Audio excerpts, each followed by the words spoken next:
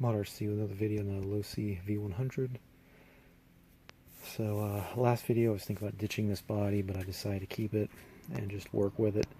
So I had to make some modifications for aerodynamics.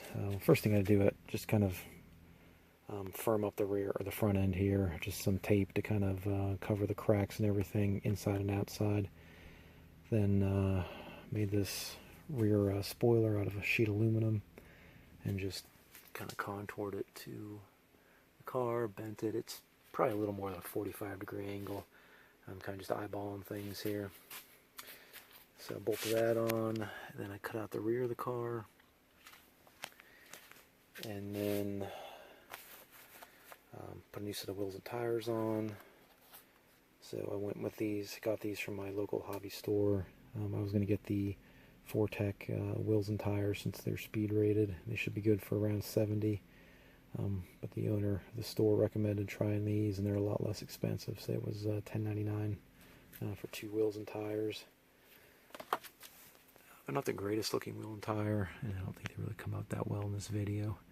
But you know, the performance is what I'm looking for. You know, I can always put the old ones back on if I needed to.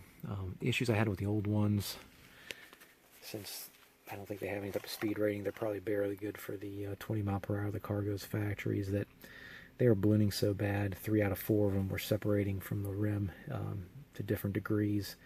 One of the front ones, I think it was the outside of the tire, had separated probably 3/4 of the way from the wheel, and I'm wondering if that's maybe what led to the car going airborne, or helped making it go airborne. But yeah, these I would not recommend these for any type of speed. Once you hit probably 25, 30, you're probably better off getting something else. These are staggered. Probably about 25 and 29, somewhere around there, millimeter. The ones I bought here are 26 millimeter all the way around. So they're probably about a millimeter wider in the front, but probably like a millimeter or 2 narrower in the rear than the factory setup.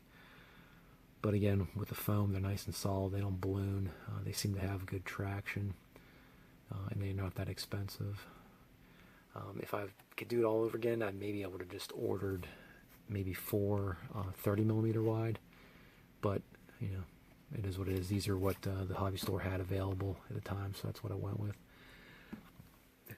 And again, it's Contact RC Racing tires. So it came with some stickers, so I threw a sticker on each side on the fender, and then I threw a large one on the spoiler. Let's see here, what else did I do? In an effort to keep air from underneath the car, also added some foam. So I put some peel and stick foam on the front end here, sealed between the body and the foam bumper. Then I glued some foam to the body here, and I use like 3 strips of masking tape just to keep the foam tucked up against the chassis, keep air out. So these modifications seem to work really well. So I had the car out. I'll post, I'm not sure how good any of the videos are. The first one, car slid off the roadway and wrecked. But I'll go through the videos if they're worth posting, and I'll put them on at the end of this one. Oh, the other modification I did, I put a new Fly Sky receiver in the car, a gyro receiver, and that definitely helped. The car was really a handful at 45 mile per hour. Now with this gyro, when it's working well, the car's it runs really well. It's pretty easy to control. I did have some glitches with it. I think the issue was the car was losing traction because I'm rolling to the throttle too quick, and then the gyro was trying to compensate, and you know, it just goes a little weird. It's just kind of shaking back and forth, and causing me to lose control sometimes. So I think it was just I got to be more patient, rolling the throttle slower, but my area to run is limited, so that was kind of the problem. When I ran the car earlier today, I adjusted my throttle back to 75%, and I think I was able to get full throttle, at least at 75% for maybe a couple runs, for maybe like a second or two, and I was able to hit 51.6, so I'm up about 6 miles per hour. And again, that's about 75% throttle for a short time. So I need to find a better place to run that I can get up to 100% and then have some distance to see how much room it needs to build up, hopefully top speed.